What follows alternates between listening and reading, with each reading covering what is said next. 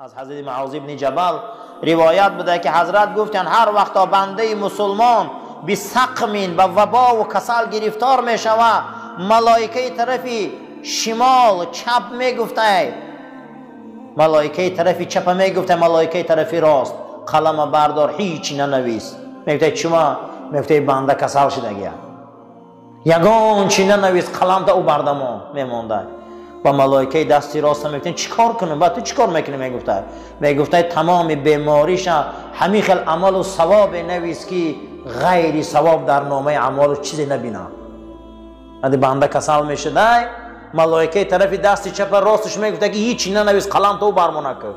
امروز روزی من فقط همون ورقه ها ده، همون کتاب ها را ای ثواب پر میکردگی بنده کسل های. حتی رسول اکرم صلی الله علیه و سلم فرمودند بنده جمعه خان، بنده مسجد بیا وقتی کسل میشده، ملائکه اومده جای او را میدیدین غمگین میشدین، میگفتن این ده همینجا چیکار میکرد؟ نماز میخوند. حتی یک عالم از دنیا میگذشته 40 روز زمین گریه میکرده، 40 روز آسمان گریه میکرده. چی با؟ میگفته قدم این برکت بود، جای این برکت بود. حتی که جای آدم این نمازخوان و ملائکه خالی میدیدن، میگفتن این کجا ده؟ دعاش کنه که بیاید. اما او را میفهمیدن که او گذشته های، اما او را میفهمیدن او مرده های، استغفارش میکردن که خدایا رحمتش کرد. معاذ ابن جبل گفت از بنده وقتی کسل میشود، ملائکه طرفی دستی چپ نوشتن میقبیدن تا بس که ما ملائکه دست راست نویسه. چی نویسه؟ تمام اعمال ثواب نویسه. الحمدلله. دردم یا نعمت های، دردم یا کسلی های، دردم یک کسلی در وجود ما هست که یک تنبل میکنه بدن مونه، اما ریزیش و کفارت گناه مونه. با آمدگی بده است در خبر از جناب پیغمبر صلی الله علیه و سلم اذا مرض العبد بعث الله الیه ملکان. بنده وقتی که بیمار میشده خدا دو ملائکه را راهی میکرده است، میگفته نظر کنه که بندم چی میگه. بعد از اون ملائکه ها میگفتند که پروردگارا الحمدلله میگه، شکر میکنه، تو میدانی که او چی میگه، تو همش میدانی و اما دیده استم که الحمدلله شکر گفته است. فیقولو خدا میگفت از ملائکه ها لعبد الا ان انا توفیته ان ادخله الجنة و ان انا شفیته ان ابدله لحما خیرا من لحمه و دما خیرا من دمه و ان اکفر عنه سیئاته. ملائکه هم شاهد باشه اگر این بندم از دنیا به این درد گذره، من ایره در بین جنت جاش میکنم.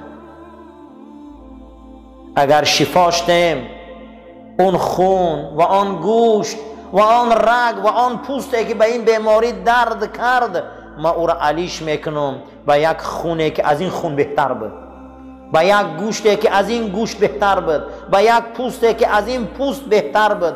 چرا؟ زیرا که اون خون و گوشت پوست گناه زدگیش میکشم میپرتم، خون و پوست و گوشت نوش میتیم که با چیزی نو کار سر کنم. خشا به حال انسانه که در درد طاقت میکنن و شفا مییابن. وقتی او شفا مییافته شکر میکرده، او پوستی نو میپوشیده، او گوشتی نو میپوشیده، او خونی نو میپوشیده است. گفته علیش میکنم اگر گفته با این درد مر و صبر کنه، من او را در بین جنت جا میتم. حکایت است که کان فی بنی اسرائیل رجل فاسق. در بنی اسرائیل یک مرد فاسق بود، ای فسقش هیچ کس او را من کرده نمیتونست، حتی زج اهل بلده، دیهات شهر از دستی بداد آمده بود. مردم از من کردن یا عاجز بدن از فسقش، به سوی خدا دعا میکردن. خدا به سوی موسی امر کرد این که بنی اسرائیل ده یهودیا ده یک جوان فاسقی است که او را از شهرش بیرون کردن، او را نماندن، حتی که از نحسی این یگان جهنم یگان عذاب بالای سرمانه بیاید سرش کردن.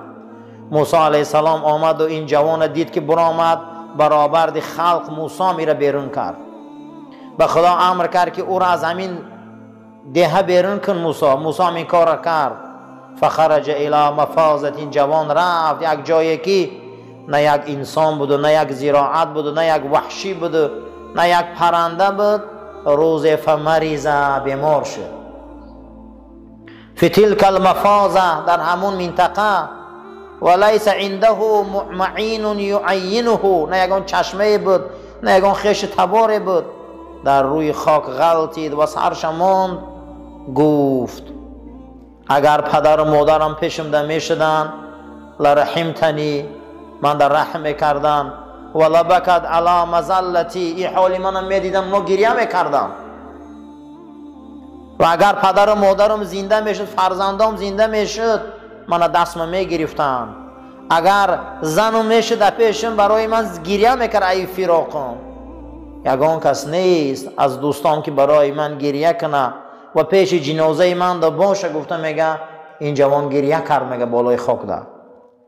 ولا قالو، بد گفت پروردگارا من مغفرت کن، منی غریب بخش، منی ضعیف بخش، منی عاصی گناهگار بخش، منی فاسق بخش، منی مطرود از رحمت خدا دور شده را بخش.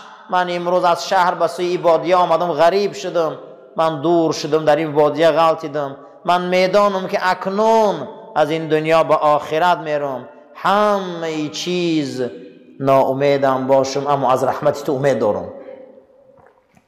پروردگارا از من قطع کردی، گو پدرم، مادرم، فرزندم، زنم، زوجم، همش دور کردی، لیکن از من رحمت قیچی نکه. من از رحمت تو امید دارم. فإنك احرقت قلبی یفارقهم، از جدای اونها دلای من میسوزه، لیکن میترسم خدایا گفت با گناهت با گناهم در جهنم من نسوزم. از دوری اونها من سوختم، لیکن نمیخوام که جهنمت سوزم.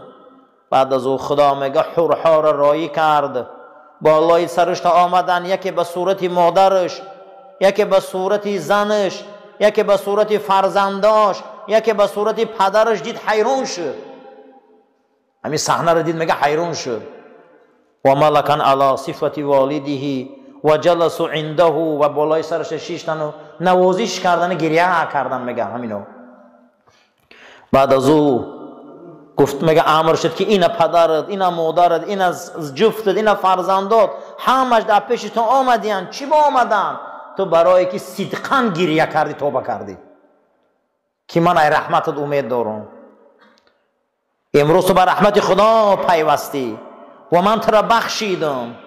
بعد از او میگه خدا به موسی علیه السلام امر کرد، موسی فلان وادی رو، در همون موضع یکی از اولیاهای ما از دنیا گذشتگی است،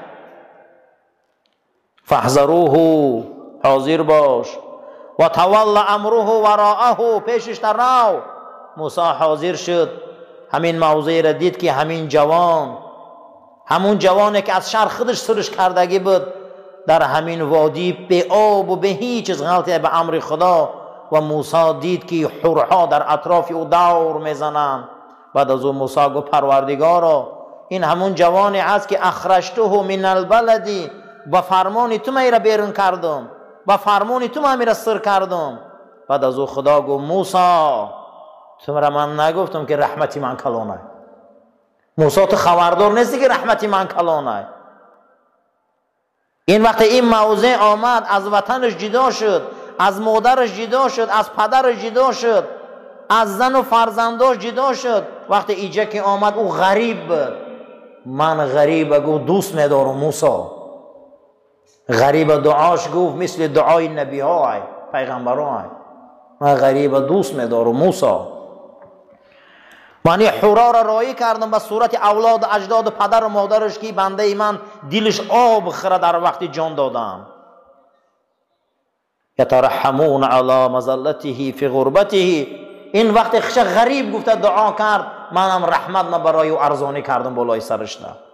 فانه اذا مات الغریب، موسی میگه گفت که موسی گوش کن، هر وقت یک غریب میمره و او بنده من یاد میکنه، من امر میکنم آسمان و زمین برای گریه میکنه که فلان غریب در فلان جا مرده، آسمان و زمین امر میکنم گریه میکنم.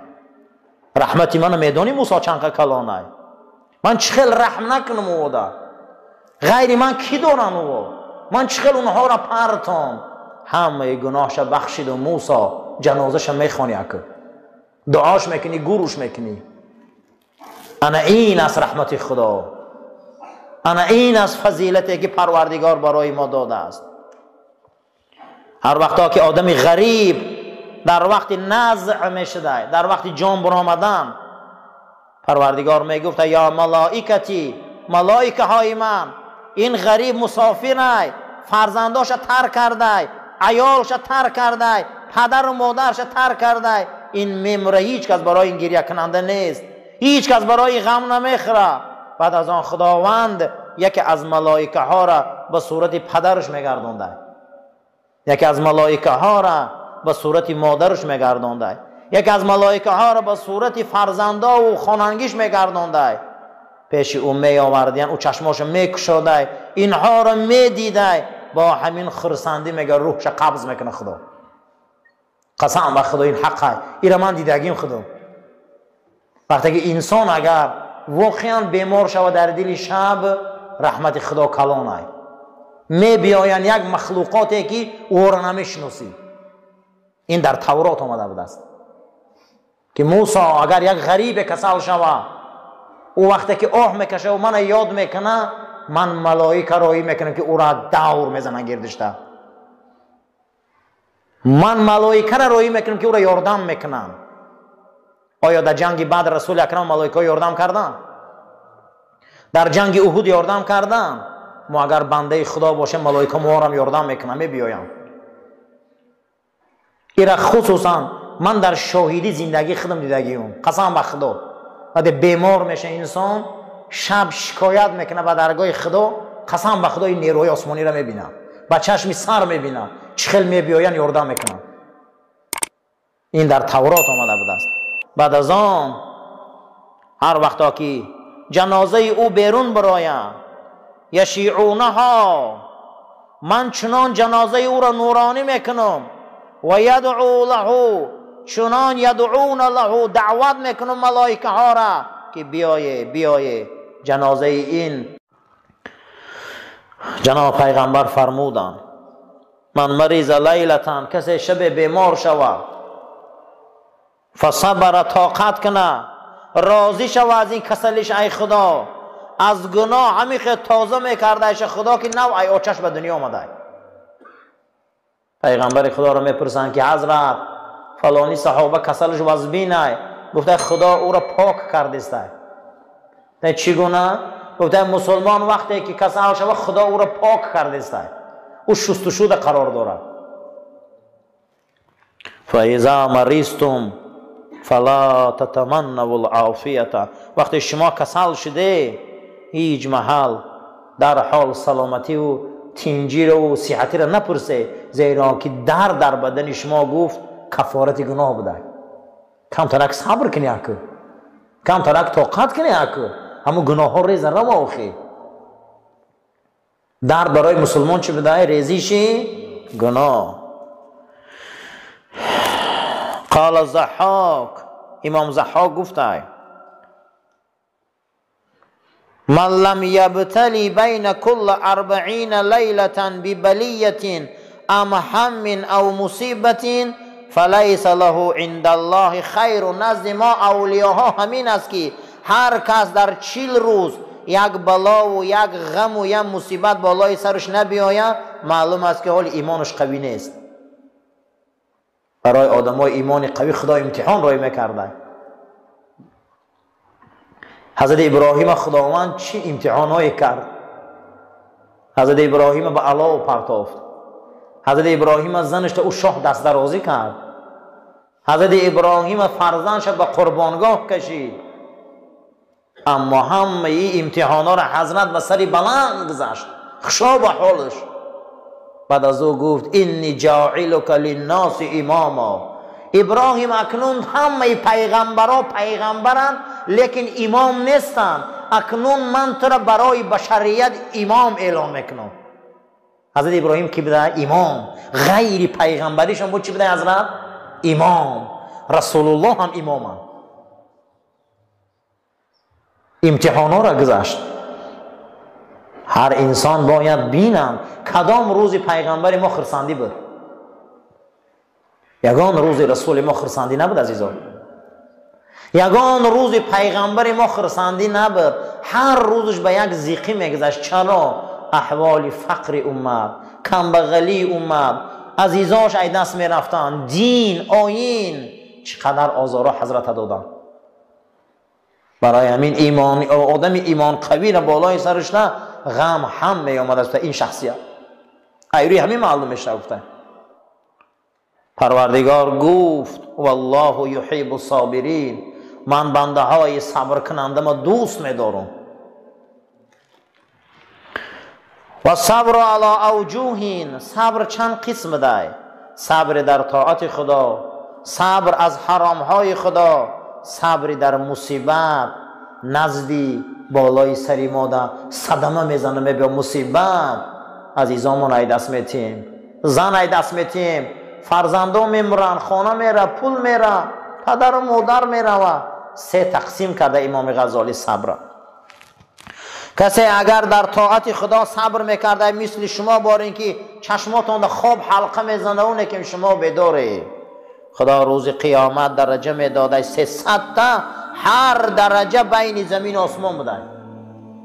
کسی در طاعت خدا صبر میکنه، کسی در طاعت خدا میان میبنده، کسی در این طاعت ها راست میایسته، کسی بیدار میکنه چشمشه دانه که این فردا 300 درجه میگرفته، هر درجه بین زمین و آسمان بوده. کسی به خاطر طاعت خدا بیدار خوابی میکشه، کسی از حرام خدا صبر میکنه، زنا، کاری گناه، کاری محارم، کاری افلاس میدانی وزبینه اما صبر پیشه میکنی. خداوند 600 درجه میداده، هر درجهش بین زمین تا آسمان هفتم بوده. کسی از حرام پرهیز میکنه، خشا به حال آدمایی که از حرام پرهیز میکنه. کسی که اگر مصیبت بالاش بیاید، یگان عزیز شاید دسته، زن شاید دسته، کودک شاید دسته، شوهر شاید دسته. صحابه می به ابو طلحه میگه 10 بچه ما در خاک ماندن، فرستاده خدا گفته 10 تا تخم کارید که روز قیامت سر می بردارن، میگن تا آتا و چم جنت ندرویم و جنت نمیدرویم. خشا به حال آدمایی که فرزنداشان در یوشه از دست دادن. پیغمبر گفتن کسی 2 فرزندش به بلاغت نرسیده دست داده باشه، روز قیامت و نزد خدا دعوا میکردین که تا ما را پدر و مادرمون جنت نداریم و جنت نمیدرویم، به جای او جنت های. کسی در این خیلی مصیبت ها پدر میتیه، مادر میتیه دست، عزیزاش میتیه، صبر میتیه، خدا 700 درجه میداده که از زمین تا عرش تا زیر صدرت المنتهی بوده هر یک تاش. این درجه ها را خداوند برای آدمایی میداده که در مصیبت صبر پیشه کنند. روی النبی صلی الله علیه و سلم پیغمبر حدیث گفتند که با خدا گپ زدم. خشا به حال آدم پیغمبر ما را بزرگیش بینه که خدا قدی گپ بزنم. ما من عبد نزلت به بلیه، هر بندم که در او بلا می بیا بالاشته اما او منو می قپه، مگر اینکه من برای او پیش از دعا کردم حاجت چه می برارم. بلا بالای سرش می بیا منو می قپه، ولی از من دعا نکرده سوال نکردم می برارم، دعاش قبول میکنم پیش ای دعا کردن. هر بندم ده که بلا می بیا من ده پناه نمی طلبه، او میره از مخلوق پناه می طلبه، من برای او درهای آسمان محکم میکنم، من برای او درهای رحمت محکم میکنم. بنده ایده که بلا می اومده بالای سرش نه، حالی دستش نبرداشته که دعاش قبول میکنم، دستش نبرداشته بالا چیکار میکنه خدا؟ دعاش قبول میکنم. واجب است بر هر یک آدمی عاقل در بلا صبر کنه، ولا یشکو، شکایت نکنه، و ینجو من عذاب دنیا و الاخره، کسی بالاش بلا میبیا صبر میکنه، خداوند غمی دنیا و آخرت از سرش دور میکرده، دیگه بالای ده غم نمی آورده. زیرا این که وزبین ترین بلا را اول پیغمبران میدیدن، دویم اولیا میدیدن، سوم هر کسی که چنگ ایمان داره. تا ما بالای سر مونده بلا نبیاید، ولی مسلمان بودن ما معلوم نیست. ما دعوای ایمان میکنیم که من الحمدلله مسلمان و خمون به ایمان میگیریم، که باید بلاغت امتحان شویم. بلاغت چی شویم؟ امتحان شویم. قال الجنید البغدادی، حضرت امام جنید بغدادی گفت است که بلا و آفت چراغ اولیاها هست. بلا آفت چی بده؟ چراغ اولیاها. و خواب عاشقای خدا بده. عاشقای خدا بلا میدیدین اگه خواب میکردین با. و صلاح مومنین بده، بالای سر مومنات بلا بیاید اصلاح میشدین. و آدمای جاهل و غافل هلاک میکردن. لا یجید احد حلاوة الایمان حتی یأتیه البلاء و یرضا و یصبر. ندیدم حلاوت ایمان، گفت جنید بغدادی، تا آدم ده بلا نبیاید طاقت نکنه و راضی نباشه.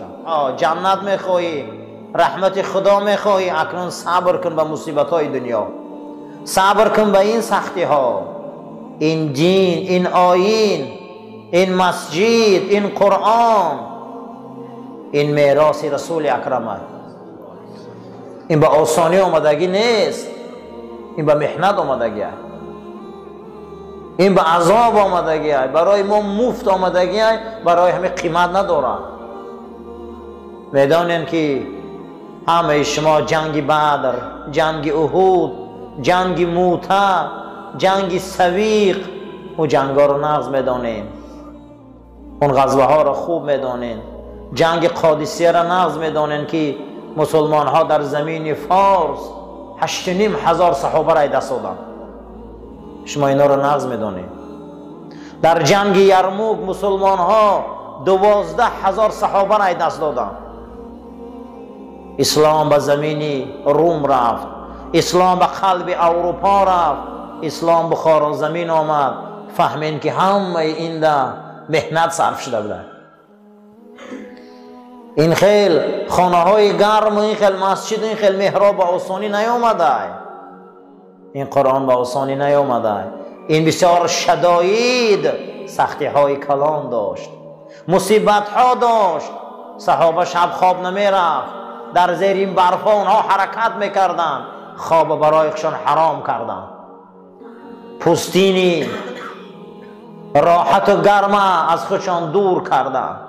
حتی در یکی از غزوه ها وقتی که مسلمان ها زمین اندلس اسپانیا می درایند، طارق ابن سعد در لب بحر نگاه میکنه و میبینه که اولین جنگ مسلمان ها در بحر، اولین جنگ مسلمان ها در بحر.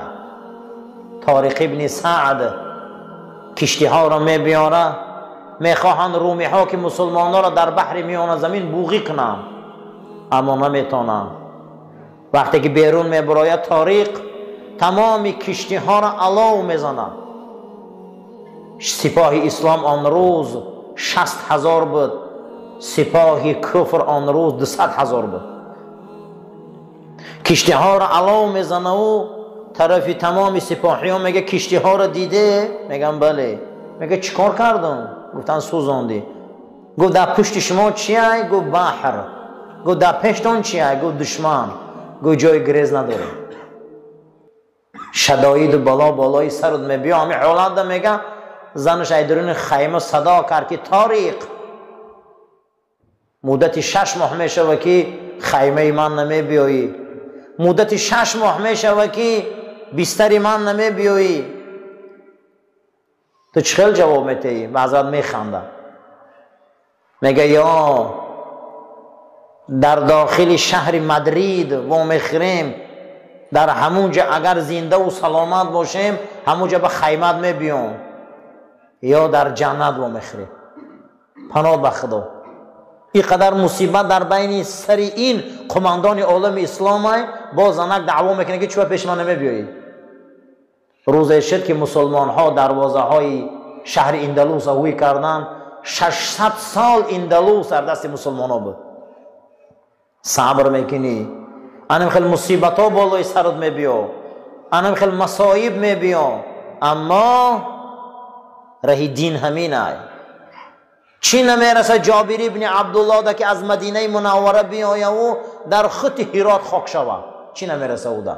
چی وای سودا را دوست نمیداره، وای زن دوست نمیداره، وای راحت دوست نمیداره، اما اونها به خاطر این قرآن و این مدرسه و مسجد سرزمین های من آورده آباد کردن. مسعود ابن عباس همون روز پیغمبر خدا از دنیا میگذره، این صحابه در شستن جنازه رسول اکرم اشتراک داشته، آب میریخته.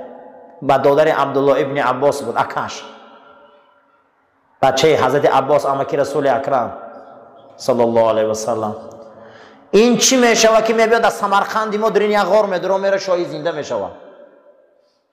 چی وای مجبور میکنه؟ چی وای سودا رو دوست نمیداشت، وای راحت دوست نمیداشت، وای راحت زنک ناز نمیدید، اما همش پسی پا زد آمد داخلی اون غار در آمد با نام شاهی زنده رفت، دیگه باز نگشت.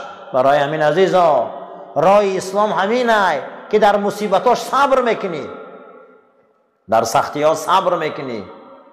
خشا به حال انسانه که این امانت به صعود رسانه. حلاوت ایمان ندیدم مگر در همین چیز.